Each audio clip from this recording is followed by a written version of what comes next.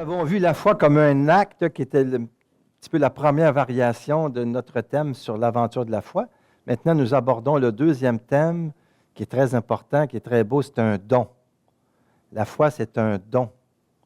C'est un don que l'on reçoit de Dieu, mais qui provoque notre don de soi aussi. Hein? C'est Dieu qui a toujours l'initiative. On ne se donne pas ça. On le reçoit au baptême, mais beaucoup de baptisés ont laissé la foi mourir. Parce que la foi demande une réponse. Le don de Dieu qu'il te fait de lui provoque le don de toi-même. Parce que ce don de Dieu, c'est une personne, c'est le Christ. Si tu savais le don de Dieu. La foi, c'est un don que Dieu nous donne, et ce don-là, c'est Jésus lui-même. Alors, on se reçoit d'abord de Dieu. On se reçoit de lui. Il y a en nous cette ouverture du salut. On est bâti comme ça. On attend ça. Et on va essayer de trouver dans ta vie, puis trouver la présence, oui, mais trouver un sens, puis des fois trouver qu'est-ce qui peut me sauver. Ça peut être la Coupe Stanley. Hein? Quelqu'un qui aime bien le hockey, là, et les joueurs de hockey toute leur vie, là, il y en a qui renouvellent leur contrat. Le directeur général des sénateurs, il va avoir 75 ans quand il va arrêter. Pourquoi il a renouvelé son contrat? C'est parce qu'il n'a pas encore gagné la Coupe Stanley. Bon. Mais sa foi est haute. Et certes, il y a une foi aussi probablement religieuse et autre que ça. Mais au niveau humain, ta foi, tu peux la mettre dans ton conjoint, conjointe, dans ce que tu fais tes enfants, tu crois en eux, tu planifies un voyage, mais tu crois à l'agence de voyage, au guide. Tout ça, c'est très beau. Mais ce n'est pas ça qui va remplir ta vie pleinement, qui va donner même un sens à ta mort. Parce que tu auras beau gagner la Coupe Stanley, tu vas mourir pareil. Puis, c'est pas la Coupe Stanley qui va te relever du tombeau. Tu sais. Alors, c'est là qu'on voit que la foi chrétienne elle est tellement comblante parce qu'elle comble toutes les aspirations profondes de notre être où on est créé pour durer. On est créé pour l'éternité. On est créé pour aimer et être aimé. Dieu est amour et la foi nous plonge dans cet amour-là qui est éternel. Parce qu'un amour ne peut pas être passager. Quand tu aimes, c'est pour la vie, pour l'éternité. Puis quand on est marié, quand on a eu des relations ici-bas avec des amis, on va se retrouver au ciel. La relation va continuer différemment. C'est sûr qu'il y en a, ce n'est pas une bonne nouvelle pour eux. Mais quand on est en Dieu, on ne voit plus toutes les limites de notre conjoint. On voit juste le beau en elle, en lui, juste Dieu en lui. C'est dans la lumière. C'est l'amour bannit la crainte, l'amour rend beau. C'est sympa, il faut tout relire. L'amour prend patience, ça, puis tout cet amour agapé qui est un amour de bonté, de miséricorde. Alors ça, c'est ça le don de Dieu. Alors c'est sûr, vous allez me dire, c'est bien beau ce que tu nous dis là, mais comment ça se fait qu'il y en a qui croient puis d'autres qui ne croient pas? C'est une grosse question que même dans nos familles, nos enfants, c'est pas pareil. On aimerait tout ça que tout le monde croit et que les religions chrétiennes, il y a quasiment 1 million de codes d'écoute, tout le monde croit puis qu'on veut se nourrir à la foi. Tu sais. Ça donne l'impression qu'on n'est vraiment pas nombreux. Hein? Un petit reste. C'est sûr que la foi, on ne peut pas l'évaluer. Ce n'est pas parce que les gens ne viennent pas à la messe qu'ils n'ont pas la foi. Là. On est étonné, beaucoup de gens prient dans leur cœur. Ça, c'est pas là la question. Mais des fois, on peut se sentir seul. Bien, il faut respecter le mystère de Dieu. Hein? Les voies de Dieu ne sont pas les nôtres. Qui suis-je, moi, pour dire qu'un tel n'a pas la foi? Je ne le sais pas. Et puis, la grâce, elle respecte la liberté de chacun. La grâce, elle épouse la nature. Si toi, tu dis oui, elle va t'inonder. La grâce, encore là, c'est Jésus. C'est quoi la grâce? C'est le don de Dieu. C'est quoi le don de Dieu? C'est le Christ. Dieu a tout donné. Dieu a tant aimé le monde qu'il nous a donné le Christ, afin que tout homme soit sauvé. C'est ça la grâce. C'est ça la foi. C'est ça le don.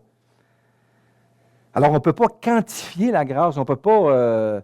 tu ne peux pas aller chez le médecin, par exemple, et commencer par un appareil, comme ton taux de cholestérol, voir ton taux de foie. Hein? Peut-être ton taux de bile, si ton foie est correct. Mais la foi, ça ne se mesure pas. Il n'y a aucun appareil qui mesure la foi. Puis il n'y a pas d'injection non plus. La meilleure injection pour avoir la foi, c'est l'Eucharistie. C'est la prière. C'est Marie, le chapelet, surtout le sacrement du pardon, qui est un sacrement très fort, ça, pour retrouver la foi. Beaucoup de conversions, d'ailleurs, c'est suite au sacrement du pardon, la réconciliation. Là, c'est vraiment des doses homéopathiques très fortes, des injections directement divines du Père, des injections trinitaires. Hein. Et ça te rebooste, je dirais le Canadien, mais ça te booste l'enfant de Dieu en toi, c'est incroyable. Parce que tu es branché à la source, à la sève. C'est merveilleux. C'est merveilleux. Quand tu vis les sacrements, c'est sûr que ta foi augmente, c'est sûr que ta foi est plus vivante. C'est comme la prière aussi. Mais on n'a pas, nous, à juger les autres. Et on ne peut pas quantifier la grâce. Par contre, ça prend beaucoup d'humilité pour accueillir. Et c'est toute l'expérience de Charles de Foucault. Hein. Charles de Foucault, c'est suite au sacrement du pardon qu'il a retrouvé la foi. Mais avant ça, il disait, « Mon Dieu, si tu existes, révèle-toi à moi. » J'avais dit la même prière, moi, le 2 juin 1972, quand j'avais 20 ans, puis je m'en allais sur le pouce en Californie. C'est là ma conversion. J'ai dit oui au Seigneur. J'avais été pris par les polices aux États-Unis, puis je suis revenu à Drummondville, puis dans une communauté de jeunes, le soir, en disant « Trois, je vous salue Marie » à genoux, que j'ai basculé dans la joie. Je m'en suis jamais remis. J'ai été baptisé le 8 décembre aussi par ma mère qui m'avait confié à Marie. Mais à 20 ans, j'ai dit oui au Seigneur. Là, j'en ai 62. C'est une grâce. Je ne me suis pas donné ça, moi. Je suis un ressuscité. Je suis un ravi. Je suis véritablement béni par le Seigneur, comme mon épouse aussi, elle l'est. Alors, quand deux bénis se rencontrent, ça fait un couple vraiment lumineux. On ne se lance pas des fleurs. On n'attend pas après les autres. Je veux dire, on s'en lance eux autres mêmes des fleurs. Parce qu'on reconnaît ce qu'on vaut.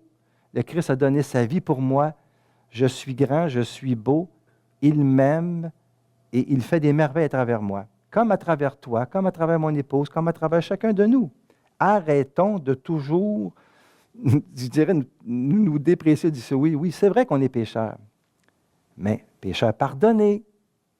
C'est la devise de François. Hein? Choisi parce que pardonné. C'est un don. C'est un don. On ne sait pas jusqu'où ça nous mène. Hein? François, lui, dans l'adolescence, s'est senti attiré à aller voir un prêtre, sacrement du pardon. C'était le déclic. Il a voulu devenir prêtre au confessionnal. Eh bien, ça nous a donné le cardinal Bergoglio. Ça nous a donné François. Lui qui n'allait jamais à Rome à la curie, il n'aimait pas ça, mais il restait dans son diocèse. C'est sûr qu'il ne voulait pas être pape. Ça donne qu'il l'est, mais ça donne, il a dit, « Que le Seigneur vous pardonne » aux cardinaux, parce qu'il dit, là, je le suis, OK. Bien, là, il est en train de rénover l'Église, de la réformer. Beaucoup de simplicité, d'humilité. François qui est contre la mondanité, qui ne veut pas trop cléricaliser l'Église non plus. Il veut des évangélisateurs, des gens qui ont à cœur Jésus, qui vivent vraiment la joie de l'Évangile. C'est ça, sa dernière exhortation apostolique, la joie de l'Évangile. C'est ça, la foi. On les a, nos modèles. Mais dites-la, cette prière-là. « Mon Dieu, si tu existes, révèle-toi à moi. » Il va se révéler à vous. Il va se révéler à vous. La foi chrétienne, c'est un don de confiance en la parole du Fils.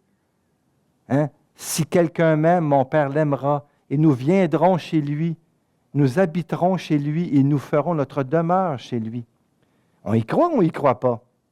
Voilà une parole qui nous donne tout un sens à la foi. Ça veut dire que notre demeure, notre maison, c'est le Père, s'il vient habiter en nous. Puis le Père même va dire plus tard, Jésus va dire, tous ceux qui viennent à moi, c'est le Père qui les envoie. Alors nous, c'est sûr que ça nous dépasse, c'est le mystère, on ne sait pas. Mais si on est ici, ou bien si on écoute cette émission de télévision, c'est parce que le Père veut nous attirer à Jésus. Et Jésus nous attire vers le Père. C'est sûr que ça peut avoir l'air du chinois. Mais si toi, dans ton cœur très pauvre, tu fermes tes yeux et tu dis, Seigneur, là, si c'est vrai ça, là, lui, ce qu'il dit, là, M. Gauthier, je ne sais pas comment il s'appelle, là, révèle-toi à moi.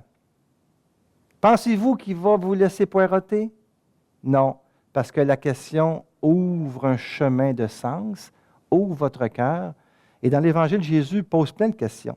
Dans l'Évangile de Saint Jean, d'ailleurs, la première parole de Jésus, c'est « Qui cherchez-vous » Première parole de Jésus dans Saint Jean. « Qui cherchez-vous » aux disciples de Jean-Baptiste. Les autres, ils répondent « Où demeures-tu » Jésus dit « Venez, vous voyez. » Méchant dialogue.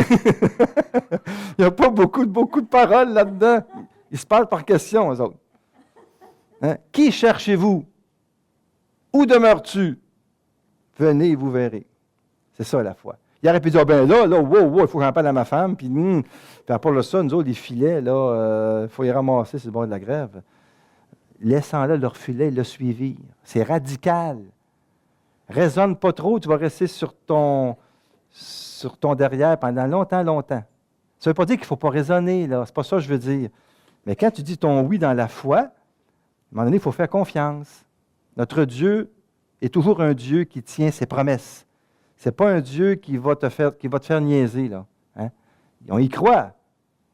Dieu, elle a dit c'est un bon yard, mais c'est plus que ça. Dieu, c'est un amoureux. Il a soif de toi. Il veut se révéler à toi. Alors, c'est pour ça que c'est toute l'expérience de la miséricorde divine. Et le grand modèle de la foi va demeurer Abraham, qui est le modèle aussi des musulmans, le modèle des Juifs. Voilà un homme de foi qui a dit oui sans savoir où il s'en allait, hein? Et qui l'a cru, parce qu'il marchait en présence du Seigneur. Il dit, sois parfait et marche en ma présence. Abraham, c'est de lui qu'on découle, hein? Dans Genèse 12, hein? Quitte ton pays, ta parenté, ta maison, pour le pays que je t'indiquerai. Il ne savait pas où il allait. Il a fait confiance. Sa foi est vraiment un don qu'Abraham a reçu et qui nous a révélé un Dieu personnel, le Dieu des monothéismes. La première révélation vraiment de ce Dieu-là, transcendant, personnel, qui t'aime, qui intervient dans ta vie, c'est Abraham qui nous le donne, de par sa conscience, son expérience de Dieu qu'il vit.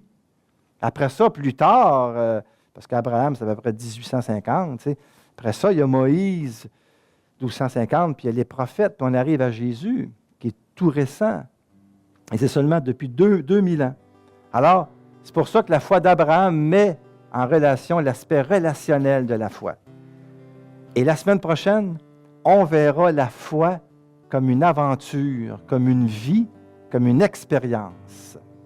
Alors, bonne semaine.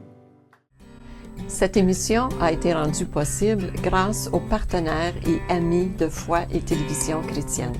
Mais nous avons aussi besoin de vous. C'est pourquoi nous vous demandons de faire parvenir votre don à Foi et Télévision chrétienne à l'adresse indiquée à l'écran.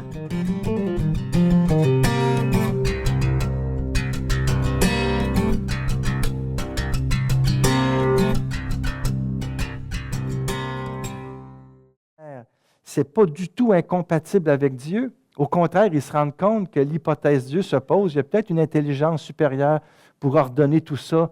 Il y a de l'ordre dans l'existence. Il y a de la beauté. Ça vient où, ça? Ça vient d'où? Alors nous, la foi chrétienne est beaucoup plus forte parce que ce Dieu-là qui est créateur, qui a créé le monde, qui existe depuis toujours, s'est fait homme. C'est le gros pas de la foi chrétienne. À chaque Noël, nous célébrons ce mystère-là. Nous sommes envahis par le mystère parce que ça nous dépasse. Le Dieu, l'Éternel, le Tout-Puissant, l'Indicible se fait homme. Jusqu'où qu'il faut que Dieu nous aime pour ça. Alors, c'est nous qui décidons à faire cette expérience du salut. Mais ce n'est pas de la pensée magique, ça n'aura pas réponse à toutes nos souffrances. Puis, tu sais, c'est pas ça. C'est que la foi nous permet de dire oui au mystère qui nous dépasse. Il faut toujours garder le mystère. On ne peut pas tout expliquer. Et quand on regarde comme les grands savants, puis le ciel étoilé et tout ça, bien,